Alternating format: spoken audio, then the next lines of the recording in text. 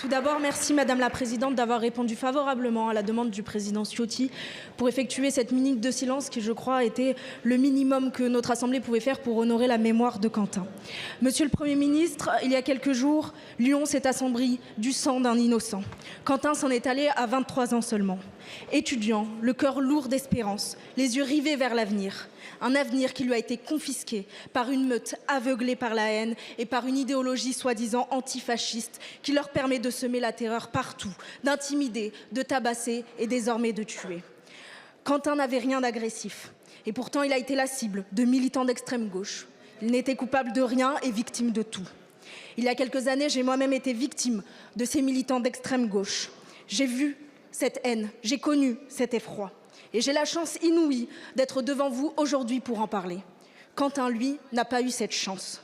Je ne suis pas ici pour instrumentaliser la douleur face à laquelle les mots semblent si dérisoires. Ce meurtre est un deuil pour ma chère ville de Vienne. Il est un deuil pour sa famille et pour ses proches. Il exige de la décence, de la hauteur de la part de la représentation nationale.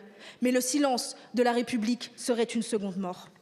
Alors, Monsieur le Premier ministre, je vous le demande avec la gravité d'une élue et le cœur meurtri de ma génération.